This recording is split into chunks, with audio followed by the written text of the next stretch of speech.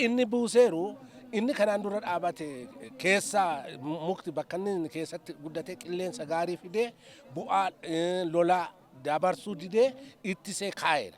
Kanaaf kunuunsuus qabna jechaadha. Har'a dhaabnee galatoon taane ammallee deebinee shoggaruudhaan akka inni guddatuudhaaf bu'aa isaa waan barreedhaa fi yerootti deddeebinee kunuunsinee boruuftaan immoo dargaggoonni keessatti hojii uummanna waan ta'eedhaa fi nu fayyada waan ta'eef uummanni aanaa keenyas faayidaa isaa bareera waan ta'eedhaa fi daran kunuunsa isaa irratti cimnee hojjechuu qabna. Akkaan keenya sabalbalaatti ganamas galgalas re'oota horii irraa eegnee kunuunsinee guddifnee gar tokkoon biqiltuusaa kunuunsachuuf lammaffaa immoo margasaa kunuunsannee horii keenyatti xaqamsiisuuf abdii guddaa qaba. Akkuma beekamu dhaabbiin ashaaraa magariisaa guyyaa har'aa fi guyyaa waliigala dhaabbachaa jiruutiin uummanni keenyi bara baraan irraa fayyadamaa kan jiruu fi dinagdee biyyaa keessattis iddoo olaanaa akka inni qabu hin beekamachaa. Waan waggaa waggaan dhaabnee biraa deebinu otoo hin taane itti dallaa'ee karaa fakkeenyummaa qabuutiin uummanni faayidaa qaba jedhee kunuunsaa eegaa irraatti fayyadamaa kan jiru ta'uu isaati kanan isinii ibsuuti barbaadu jechaadha. Kanaaf akka nama dhuunfaattis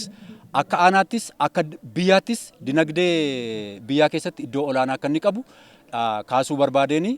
Akka godina keenyaatti kan waliigala dhaabbii biqilaa idileetiin miliyoona 168.1 kan ta'u yoo ta'e kana keessa kan guyyaa tokko miliyoona 16.5 guyyaa har'aa dhaabbata jechuudha. Guyyaa dhaabbii biqilaa tokkootiin yookaan one day plantation kan jennu sanaan jechuudha.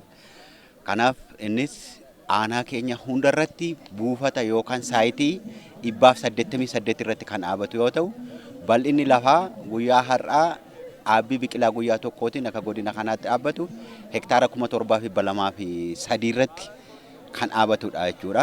Yeroo ammaa kana hawaasni karaa guutuu ta'eetiin faayidaa isaa baree irraa fayyadamummaa isaa oomishaaf oomishtummaa keessatti gabbina biyyee keessatti madaallii naannoo eeguu keessatti waan hundumaan hawaasni keenya irraa baree jira.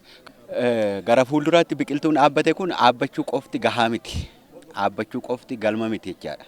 Kanaaf yeroo ammaa kana dhaabbiin biqiltuu kun sirnaa'ee dursamee eegumsi isaa taasifamee akka argitan kanatti ixirree erga ta'ee xuxuqqaarraa bilisa ta'ee karaa guutuu ta'eetiin kunuunsi guutuun taasifamee biqiltuun kun galma barbaadameef akka ga'uuf qophiin duraa taasifamee jira. Itti fufees kunuunsi isaa hin taasifamaa jechaadha. Dhaabbii biqiltuu magariisaa Itoophiyaa haa uwwisnu kan jedhu yoo xiqqaate waggoota 5 hojjennetu jira. Waggoota 5 dabarsinee bu'aa gurguddoo akka godina Horroo Guduruu Wallaggaattis akka Oromiyaattis bu'aa gurguddoon dhufee jira. Uwwisni bosonaa dabalee jira, gabbinni biyyoo dabalee jira, bishaan lafa jalaa fi lafa rakkisaa dabaleetu jira. Jijjiiramni qilleensaa rakkoo dandamachuu danda'u Itoophiyaa keessatti dabalee jira. Kana qofaatu hin taane oomishaaf oomishtummaan caalaatti jijjiiramee wabiin midhaan nyaataa mirkanaa'ee sirni nyaataa uummata Oromoo uummata godina keenyaa waliigala uummata Itoophiyaa jijjiiramuu danda'ee jira jechuudha. Kanaaf bu'aan ashaaraa magariisaa wabii nyaataa mirkaneessuu qofaatu hin taane ni guddaaf nu ilaalannu carraa hojii hin uumaa. Kana giddu galeeffannee baranas abdiyaadhaan kan jedhu egeree dhalootaa imala waloo akka biyyaatti qabame kana mirkeessuudhaaf godina Horroo Guduruu Wallaggaa keessatti aanaa 13 keessatti hojjechaa jira jechuudha.